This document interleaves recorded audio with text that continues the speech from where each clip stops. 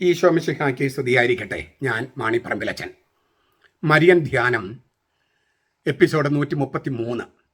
ലുത്തിനിയായെക്കുറിച്ചുള്ള നമ്മുടെ ധ്യാനം 46. മരിയൻ ജപമാലയിൽ തിരുവചന കൊന്തയിൽ ലുത്തിനിയായിൽ വാഴ്ത്തുമൊഴിയുണ്ട്. മറിയത്തിൻ്റെ വാഴ്ത്തുമൊഴികൾ 54 മൊത്തമുണ്ട്. അതിൽ 43 പൂർവ്വപിതാക്കന്മാരുടെ രാജ്ഞി, ക്വീൻ ഓഫ് പേട്രിയാർക്സ്, റെജീന പാത്രിയാർക്കാരും എന്ന ലത്തീനിൽ റെജീന പാത്രിയാർക്കാരും. അബ്രഹാം, ഇസഹാക്ക്, യാക്കോബ് എന്നിവരും യാക്കോബിൻ്റെ 12 മക്കളും നമ്മുടെ പൂർവ്വപിതാക്കന്മാരാണ്. സ്ലീഹന്മാർ നടപടി 7-8 അധ്യായം 8-9 വാക്യങ്ങൾ അത് പറഞ്ഞിട്ടുണ്ട്. ദാവീദിനെയും നമ്മുടെ പൂർവ്വപിതാവായിട്ടാണ് കണക്കാക്കുന്നത്. സ്ലീഹന്മാർ നടപടി 2:29 അത് കാണാം. ഈ ദാവീദിൻ്റെ പുത്രനായിട്ടാണ് യേശുക്രിസ്തു ജനിച്ചത്. മത്തായി 1:1 അബ്രഹാമിൻ്റെ പുത്രനായ ദാവീദിൻ്റെ പുത്രൻ യേശുക്രിസ്തുവിൻ്റെ യേശുക്രിസ്തുവിൻ്റെ വംശാവലി പുസ്തകം, വംശാവലി ഗ്രന്ഥം അങ്ങനെ പറഞ്ഞിട്ട് തുടങ്ങുന്നത്. ദാവീദിൻ്റെ പുത്രൻ യേശു ദാവീദിൻ്റെ കർത്താവുമാണ്. അപ്പോൾ ദാവീദിൻ്റെ യഹൂദ ഗോത്രത്തിലാണ് യേശു ജനിച്ചത്. മറിയത്തിൻ്റെ ഗോത്രം ഏതാണെന്ന് കൃത്യമായിട്ടൊരു നിശ്ചയം, ഒരു തീർപ്പ് പുതിയ നിയമത്തിലില്ല. എങ്കിലും ചിലരെങ്കിലും കരുതുന്നത് പുരോഹിത ഗോത്രമാണെന്നാണ്. കാരണം സക്കറിയാസ് എലിസബത്ത് ദമ്പതികൾ മറിയത്തിൻ്റെ ബന്ധുക്കളായിരുന്നു. അവരുടേത് അഹ്റോൻ്റെ പുരോഹിത ഗോത്രമാണ് സക്കറിയാസ് എലിസബത്തിൻ്റെ ഗോത്രം. അബിയ ഗണത്തിലെ പുരോഹിതനായിരുന്നല്ലോ സക്കറിയാസ്. മറിയം ഈ യേശു ക്രിസ്തുവിനെ ഗർഭം ധരിച്ച് ഗബ്രിയേൽ മാലാഖയുമായുള്ള കൂടിക്കാഴ്ച കഴിഞ്ഞ് ആദ്യം പോകുന്നത് ഈ സക്കറിയാസ് എലിസബത്ത് ദമ്പതികളുടെ വീട്ടിലേക്കാണ്. അപ്പോൾ മറിയത്തിൻ്റെ ഗോത്രം എന്ന് പറയുന്നത് ഈ ലേവി ഗോത്രമാണ്, അല്ലെങ്കിൽ അഹ്റോൻ്റെ ഗോത്രമാണ് എന്ന് ചില ദൈവശാസ്ത്രജ്ഞന്മാരെങ്കിലും ചിന്തിക്കുന്നുണ്ട്. അപ്പോൾ ദാവീദിൻ്റെ ഗോത്രത്തിൽപ്പെട്ട യൗസേപ്പ് പിതാവ് യേശുവിനെ ദത്തെടുത്തതോടുകൂടി, തൻ്റെ മകനെ ദത്തെടുത്തതോടുകൂടി യേശു ദാവീദിൻ്റെ പുത്രനായി, യഹൂദ ഗോത്രത്തിൽപ്പെട്ടവനായി. മറിയം ഈ അഹ്റോന്യ ഗോത്രത്തിൽപ്പെട്ടവളാണെങ്കിലും അല്ലെങ്കിലും രക്തം കൊണ്ടും വിശ്വാസം കൊണ്ടും പൂർവ്വപിതാക്കന്മാരുടെ പരമ്പരയിലാണ് മറിയം. അതിനാൽ ഈ സ്തോത്രഗീതത്തിൽ, മഗ്നിഫിക്കാത്തിൽ മറിയം പറയുന്നുണ്ട്, അവിടുന്ന് തൻ്റെ ദാസനായ ഇസ്രായേലിനെ തുണച്ചിരിക്കുന്നു. അവൾ തൻ്റെ ദാസനായ ഇസ്രായേൽ ജനത്തെ നമ്മുടെ പിതാക്കന്മാരോട്, പൂർവ്വപിതാക്കന്മാരോട് അരുളി ചെയ്തതുപോലെ അബ്രഹാമിനും അവൻ്റെ സന്തതിക്കും എന്നേക്കുമുള്ള കരുണ ഓർക്കേണ്ടതിനാണ് ദൈവം മനുഷ്യനായി എന്നിലൂടെ ഈ ഭൂമിയിലേക്ക് വന്നത്. ഇത് മറിയം പറയുന്നുണ്ട് ലൂക്കാസിന് സുവിശേഷം 1:54-55. ഈ പൂർവ്വപിതാക്കന്മാർ അബ്രഹാം, ഇസഹാക്ക്, യാക്കോബ്, അവർ മാത്രമല്ല. ഈ ഹെബ്രായ ലേഖനത്തിൽ 11 അധ്യായം നോക്കിയാൽ ആദാം സൃഷ്ടി മുതൽ ഒരുപാട് പേരുടെ കണക്കുകളോടെ പറയുന്നുണ്ട്. ഇങ്ങനെ പേരെടുത്ത് എന്തുമാത്രം പേരുടെ പേരാണ് പറയുന്നത്. അപ്പോൾ ആ പൂർവ്വപിതാക്കന്മാരൊക്കെ രക്ഷകനെ കാണാൻ ആഗ്രഹിച്ചിരുന്നു. വിശ്വാസത്തിൻ്റെ കണ്ണിലൂടെ അവർ കാണുകയും ചെയ്തു. യോഹന്നാൻ 8:86 കർത്താവ് പറയുന്നുണ്ട്. ഹെബ്രായ ലേഖനം 11 അധ്യായം 39-40 പറയുകയാണ്. 11 അധ്യായത്തിൽ ഇങ്ങനെ ഞാൻ പറഞ്ഞല്ലോ, ഒരുപാട് വിശുദ്ധന്മാരുടെ പട്ടിക പറയുന്നുണ്ട്, പഴയ നിയമത്തിലെ വിശുദ്ധന്മാരുടെ.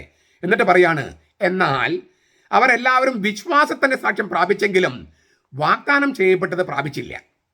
കാരണം നമ്മെ കൂടാതെ അവർ പരിപൂർണരാക്കപ്പെടാതിരിക്കാൻ, അതായത് രക്ഷാപൂർത്തി പ്രാപിക്കാതിരിക്കാൻ ദൈവം നമുക്ക് വേണ്ടി ഏറ്റവും നല്ലത്, അതായത് രക്ഷകനെ മുൻകൂട്ടി കണ്ടുവച്ചിരുന്നു. അപ്പോൾ അവർ വിശ്വാസത്തിൻ്റെ സാക്ഷ്യം പ്രാപിച്ചു, പക്ഷെ വാഗ്ദാനം ചെയ്യപ്പെട്ടവർ പ്രാപിച്ചില്ല. ആര്? പൂർവ്വപിതാക്കന്മാർ. അത് സംഭവിച്ചത് പുതിയ നിയമത്തിലാണ്. അതായത് തേജസ്സിലേക്കുള്ള വഴി യേശു തുറക്കുന്നത് വരെ തങ്ങൾ അകലിൽ നിന്ന് കണ്ട ദൈവിക ഓഹരി പഴയ നിയമത്തിൽ വിശുദ്ധർക്ക് കിട്ടിയില്ല. ഇതുകൊണ്ടാണ് ഈ സീറോ മലബാർ സഭയിൽ സർവാധിപനം കർത്താവ് എന്ന പാട്ട് പാടുമ്പോൾ ദേവാലയത്തിൽ വിരി തുറക്കുകയാണ്. ആ വിരി തുറക്കുന്നതിന് പല അർത്ഥങ്ങളുണ്ട്. അർത്ഥങ്ങളിൽ ഒന്ന്, യേശു മരിച്ചു, അടക്കപ്പെട്ടു, മരിച്ചവരുടെ താവളത്തിൽ അവൻ കഴിഞ്ഞു. ഇതാണ് ഈ ഹോളി സാറ്റർഡേ, നമ്മൾ വലിയ ശനിയാഴ്ച എന്ന് പറയല്ലോ, ആ ദിവസത്തെ രഹസ്യം എന്ന് പറയുന്നത് യേശു മരിക്കുക മാത്രമല്ല, മരിച്ചവരുടെ താവളത്തിലായിരുന്നു. അങ്ങനെ അവൻ ചെന്നപ്പോൾ, അവൻ മരിച്ചപ്പോൾ തന്നെ ഈ വിശുദ്ധർ ഉയർപ്പിക്കപ്പെട്ടു. മത്തായിയുടെ സുവിശേഷം 27 അധ്യായത്തിൽ പറയുന്നുണ്ട്, യേശു മരിച്ചപ്പോൾ ഈ പഴയ നിയമത്തിൽ വിശുദ്ധർ ഉയർപ്പിക്കപ്പെട്ടെങ്കിലും യേശു അവിടെ ചെന്ന് അവരോടൊപ്പം ഇങ്ങനെ ഈ അധോലോകത്ത് നിന്ന് പൊങ്ങി വന്നപ്പോഴാണ് അവർ പ്രത്യക്ഷപ്പെട്ടത്. ഇത് മത്തായിയുടെ സുവിശേഷം 27 അധ്യായത്തിൽ എഴുതിയിട്ടുണ്ട്. അപ്പോൾ യേശു മരിക്കുകയും മരിച്ചവരുടെ താവളത്തിൽ ചെല്ലുകയും ചെയ്തപ്പോൾ ഈ പഴയ നിയമത്തിൽ വിശുദ്ധർ ഉയർപ്പിക്കപ്പെട്ടു. പിന്നെ യേശുവിൻ്റെ ഉത്ഥാനത്തിന് ശേഷം അവർ പ്രത്യക്ഷപ്പെട്ടു. ഇത് മത്തായിയുടെ സുവിശേഷം 27 അധ്യായത്തിൽ പറഞ്ഞിട്ടുണ്ട്.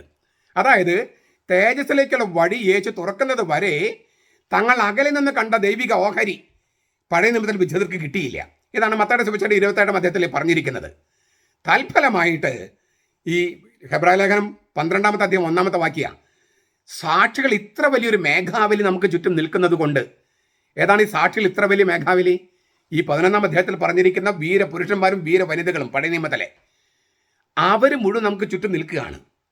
അത് വളരെ പ്രധാനപ്പെട്ട വചനമാണ്. പഴയ നിയമത്തിൻ്റെ ഹെബ്രായ ലേഖനം 11 അധ്യായത്തിൽ വർണ്ണിച്ച വിശ്വാസ നായകന്മാരും നായികമാരും ഈ ഭൂമി എന്ന മൈതാനത്തിൽ ആ നായകന്മാരോട് നിൽക്കുകയാണ്. അവരെന്താണ് ചെയ്യുന്നത്? ഭൂമി എന്ന മൈതാനത്തിൽ വിശ്വാസത്തിൻ്റെ ഓട്ടപ്പന്തയത്തിൽ ഏർപ്പെട്ടിരിക്കുന്ന സത്യവിശ്വാസികൾ, നമ്മൾ സഭയിലെ അംഗങ്ങൾ, അവരെ വീക്ഷിച്ചുകൊണ്ടും പ്രോത്സാഹിപ്പിച്ചുകൊണ്ടും കൈയടിച്ചുകൊണ്ടും ഈ പഴയ നിയമത്തിൽ വിശുദ്ധര് ഒരു സ്റ്റേഡിയത്തിൽ ഇങ്ങനെ ഇരിക്കുന്നത് പോലെ, ഗാലറിയിൽ ഇരിക്കുന്നത് പോലെയാണ് ഹെബ്രായ ലേഖനം സങ്കല്പിച്ചിരിക്കുന്നത്. ഓട്ട മത്സരത്തിൻ്റെ ഫിനിഷിംഗ് ലൈനിൽ ആരാണ് നിൽക്കുന്നത്? യേശു ക്രിസ്തു. എന്തിനാ? നമുക്ക് സമ്മാനം തരാൻ. 12:2 അത് എഴുതിയിട്ടുണ്ട്, ഹെബ്രായ ലേഖനം 12:2. അപ്പോൾ ഒരു ഓട്ട മത്സരം, ആ ഓട്ടം എന്നുള്ള വാക്കോട് ഉപയോഗിച്ചിട്ടുണ്ട്. ഈ തൽഫലമായി സാക്ഷികൾ ഇത്ര വലിയൊരു മേഘാവലി നമുക്ക് ചുറ്റും നിൽക്കുന്നത് കൊണ്ട് സകല ഭാരവും നമ്മെ കുടുക്കുന്ന പാപവും വിട്ടുകളഞ്ഞിട്ട് നമ്മുടെ മുമ്പിൽ വെച്ചിരിക്കുന്ന ഈ ഓട്ടം സ്ഥിരോത്സാഹത്തോട് നാം ഓടി തീർക്കുക. അങ്ങനെയാണ് ഹെബ്രായ ലേഖനം 12:1-2 വാക്യങ്ങൾ, ഒന്നാമത്തെ വാക്യം.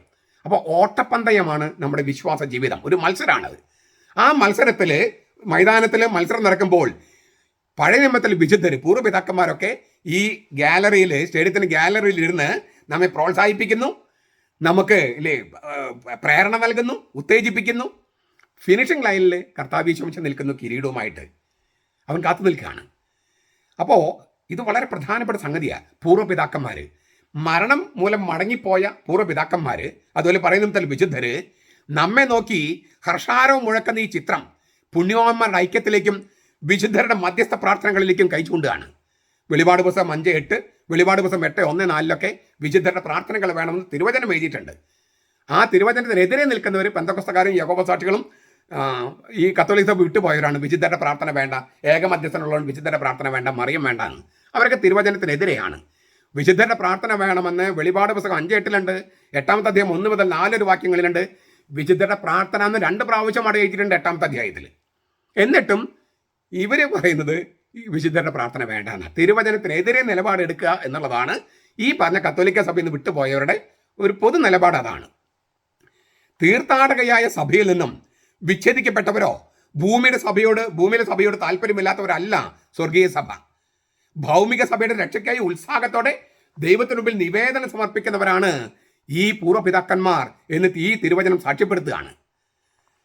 അതുകൊണ്ടാണ് ഈ അബ്രഹാം, ഇസഹാക്ക്, യാക്കോബ്, ദാവീദ് തുടങ്ങിയ പൂർവ്വപിതാക്കന്മാർ അവര് അബ്രഹാമിന് മുമ്പുള്ളവനായ പുത്രൻ തമ്പുരാനെ, അതായത് ആൽഫയും ഒമേഗയുമായ പുത്രൻ, ദൈവപുത്രനെ വിശ്വാസത്തിൻ്റെ ഈ വിശുദ്ധർ കണ്ണിലൂടെ കണ്ടു.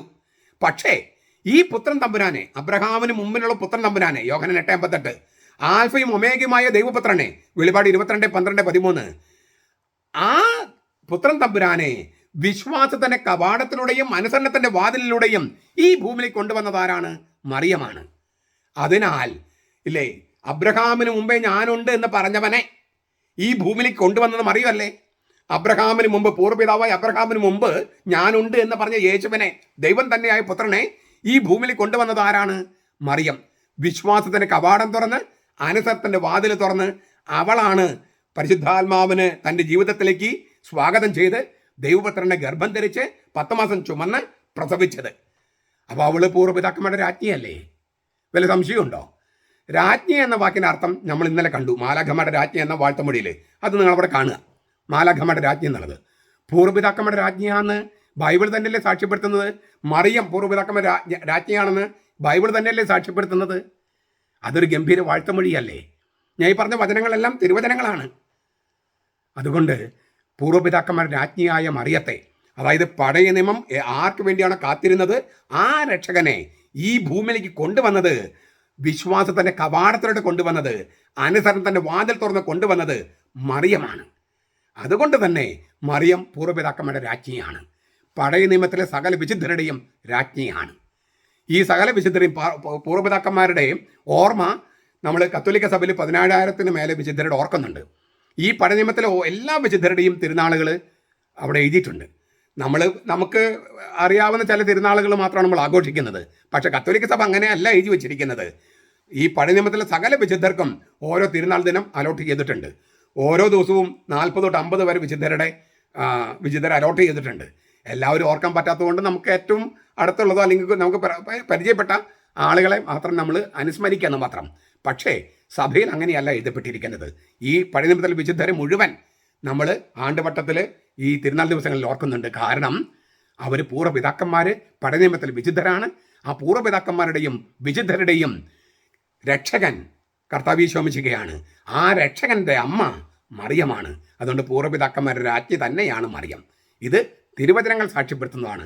തിരുവചനങ്ങളോട് കൂറുള്ളവർ ഈ വാഴ്ത്തുമൊഴി അംഗീകരിച്ച് മറിയത്തെ സകല തലമുറകളും ഭാഗ്യമെന്ന് പ്രകീർത്തിക്കുമെന്ന തിരുവചനം പൂർത്തീകരിച്ചുകൊണ്ട് മറിയത്തെ പൂർവ്വപിതാക്കന്മാരുടെ രാജ്ഞി എന്ന് വിളിക്കുക തന്നെ വേണം. അവളെ പ്രാർത്ഥന സഹായം ചോദിക്കുകയും വേണം. നമ്മുടെ കർത്താവ് ഈശോ മിശിഹായുടെ കൃപയും പിതാവായ ദൈവത്തിൻ്റെ സ്നേഹവും പരിശുദ്ധാത്മാവിൻ്റെ സഹവാസവും നാം എല്ലാവരോടും കൂടി ഉണ്ടായിരിക്കട്ടെ, ഇപ്പോഴും എപ്പോഴും എന്നേക്കും. ആമേൻ.